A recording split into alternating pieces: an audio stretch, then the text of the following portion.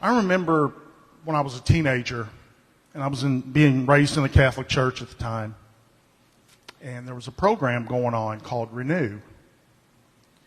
And I was a part of that and loved it, was very enthusiastic about it. So much so that they said, will you speak on it at church on Sunday? So I reluctantly said, okay. I wanted to do the Saturday evening or the 7 a.m. because there wouldn't hardly be anybody there. No, they said, let's do the 11:30 where it's a packed house. I said, oh, wonderful, great. So I was terrified. I was scared to death. And so I prayed about it. And I said to God, I said, what if I get up there and I make a complete fool out of myself? And God said, well, I got bad news. That ship has already sailed. It's like, gee, thanks. Now I feel much, much better. Well, like I said, I was raised Catholic, and my perception and my understanding of God was very terrifying. I was very scared of God as a kid growing up, terrified. I was told things like, if you have an impure thought or what have you, that's just as bad as doing the deed, which I immediately thought, well, I'm doomed. I mean, if I'm going to be penalized for my thoughts, I'm doomed. I have no chance. I was told other crazy things like, if a baby's born and doesn't get baptized before it passes away, it goes to hell, which I thought. Even as a little kid, I thought that doesn't make any sense at all. Just didn't make any sense. And it continued to not make sense. So when I got out on my own, I said, Catholic's not working for me, so I'm going to just put that to the side and got out on my own. I had plenty of religion, but I didn't have any spirituality. I didn't know what spirituality was. I didn't have a relationship with God. The only relationship with God I'd had at that point was either Santa Claus or 911. It was either gimme, gimme, gimme, or I'm in a jam, get me out of this jam. And that was the only relationship with God I had at that point in my life. So I was kind of like a ship out on the water with no navigation whatsoever. And caught up with me really quick. I was out there trying to do it on my own with, like I said, no guidance whatsoever. And it didn't take long before my life became a mess. Couldn't hold down a job because my attitude was horrible. Drank to excess. What else? Flunked out of college. Ran everybody off in my life. Everybody. Ran everybody off. So that took a few short years. Very few short years I got to that point. Trying to wing it on my own.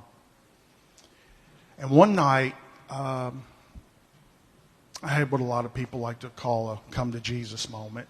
I realized that my life was going nowhere. And I also realized that because of my drinking, I was either going to end up drinking myself to death or be in prison. And I didn't want either one. So I had my first real conversation with God that night. My first real conversation. And I said, I'm lost. I don't know which way to turn. And I said, if you'll show me the way, I'll do whatever is asked of me. So I didn't realize it then, but I realize now that when I reached out and I said that, I realize now that the divine within me, figuratively speaking, reached out its hand and said, take me by the hand and I'll show you the way. And so that's what happened. First, God said, we got to get you sobered up. Can't do nothing with you when you're drunk. So I went to the right people to say, I need help and I need to get my life straightened out. And they said, yeah, we know exactly what you need to do. And thank God I was teachable. Thank God I was willing to take instruction. Thank God I was willing to take directions. And that started me on the path of getting things turned around. And I've noticed when I look back now on this journey over the years, I realized that every circle of people that God has led me to has been the divine, continuing one day at a time to say to me, allow me to introduce myself to you. You know, I know that jogged my memory. I know every Sunday with our prosperity affirmation, we start out with divine love through me blesses and multiplies. That's been my experience in my life. It's folks like yourself allowing the divine within you to reach out to me and embrace me and to help me and to lead me and to guide me. Now, of course, it hadn't been smooth sailing along the way at all. I've had my times that were really great, and I've had my times when they were not great. Details aren't important, but I got myself into a mess about 9 or 10 years ago. Got myself into a mess. Decided once again I could just navigate things on my own. And so, of course, I wound right back up in a mess again. And I stopped, and once again I had that moment where I stopped. And I said to my Creator, how did my life get back to this yet again? How is it that I'm right back in another mess again? And I remember in that moment, there was no judgment, there was no criticism that came back to me. All that came back to me was my source simply said to me, I was with you in the beginning, I'm with you now, and I'll be with you forever. And in that moment, I felt better. I didn't feel great because I was still sitting in the middle of a mess that had to be cleaned up. But in that moment, I felt better. And in that moment, I knew I could start doing the next right thing in order to get things turned back around to where I like for them to be. But this relationship with the divine, you know, it's ebb and flow. It's up and down for me. Oftentimes I throw my little fits. And just like a little child when I don't get my way. And once again, there's never the judgment, the criticism. There's never, you're going to have to pay for this, or you're going to have to repent, or any of that other stuff that I was told growing up.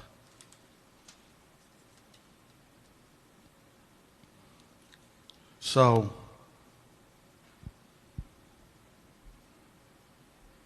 I owe a great debt of gratitude to everyone, most everyone I've crossed paths with over the years, because if it wasn't for the divine love and all of you reaching out to me, I wouldn't be standing here right now.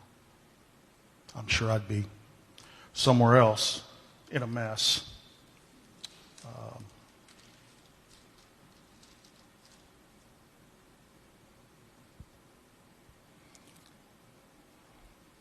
One of my favorite spiritual teachers says all the time, to be practical. And I try to remember that a lot of times, to be practical, because real life is not always being embraced by the divine and all the warm fuzzies that goes along with it. You know, real people are dealing with real trials and tribulations. Single moms who are trying to figure out how to feed themselves and their kids each week.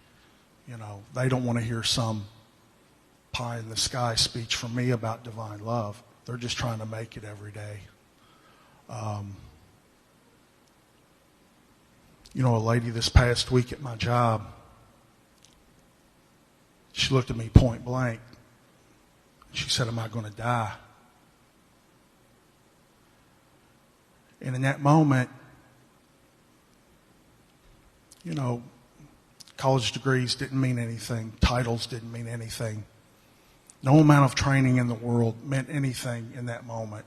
All that mattered in that moment was the divine within me and that human part of me that knows all about being lost and being terrified and not knowing what's coming around the corner.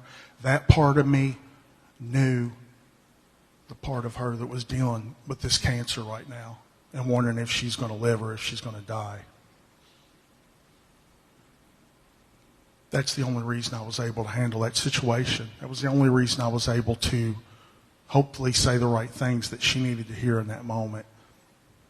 But it had nothing to do with a degree or a title.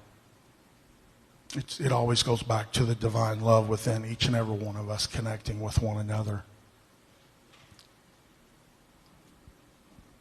So to me, that's the solution. You know, what is the solution when life punches us in the stomach, so to speak? Jesus of Nazareth kept it real simple. He told people during his time, he said, love one another as I've loved you. That's been my experience in my life. There have been no magic formulas, no pills. Every time I turn on the TV, I see a commercial for a pill. You know, take this pill, that'll take care of it. That's the solution. Love one another, support one another. That's been my experience in my life. And there's a lot of people out here I owe a big thanks to. A lot of those folks. So what does that look like? You know, when I think to myself, okay, love one another as I have been loved and cared for. What's that look like? For me, probably looks different for each person. I know for me, it's not about fixing and saving and trying to rescue. You know, my heart might be in the right place with all that, but that's not the solution. The solution for me could possibly be somebody just needs me to listen. Not give them advice or tell them what they ought to do, but just listen. Sometimes I've even had people say, just sit here with me. Just be here. One friend of mine told me that, and I think she was just trying to be nice and wanted me to shut up. But for what it's worth, I gave her what she wanted, to just being present.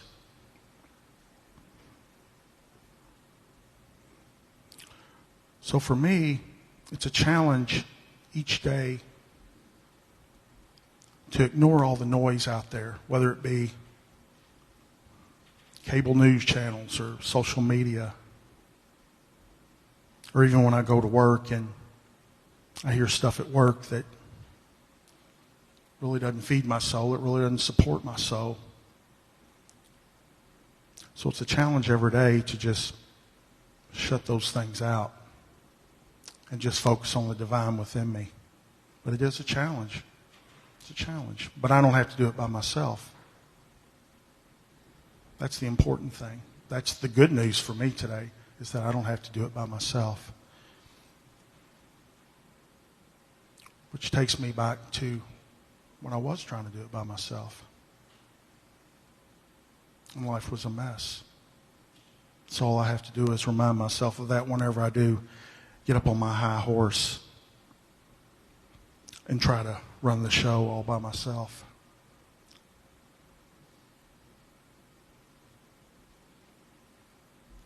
I wrote when I was studying to be a practitioner at LCSL, one of my assignments as a student was to try to describe my relationship with the divine at that point in my process. And as Lisa said a few moments ago, you know, my thing tends to be writing. So I wrote this mantra, and I'm going to close out with this, share this with you folks.